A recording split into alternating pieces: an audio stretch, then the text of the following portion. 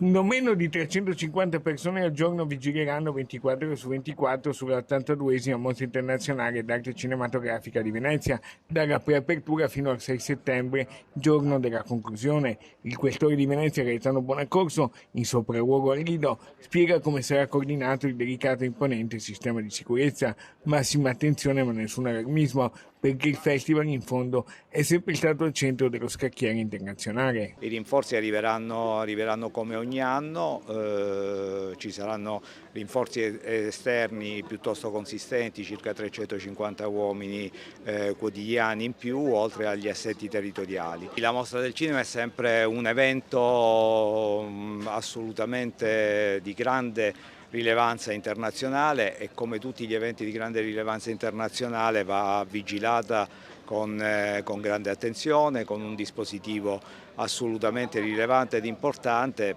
perché è un grande palcoscenico e nei grandi palcoscenici ci possono essere iniziative sia estemporanee sia iniziative organizzate legate a manifestazioni di protesta. Ecco perché non è stata decretata la zona rossa. In realtà la Mostra del Cinema ha una sua cornice di sicurezza che è ancora più elevata rispetto all'ordinaria zona rossa, una cornice di sicurezza come è noto con una previsione di varchi e di delimitazione dell'area di massima sicurezza. È un sistema già articolato e complesso che prevede già di per sé una cornice di sicurezza piuttosto elevata. Prevedere una zona rossa vorrebbe dire prevedere qualcosa di meno rispetto a quello che è già sperimentato da anni. Intanto il parroco di Marghera, Donaldino Capoviga, è stato invitato in sala d'Arsena alla cerimonia di preapertura dal presidente della Biennale Pietrangelo Buttafuoco a tenere un suo intervento sulla situazione di Gaza e sabato ci sarà,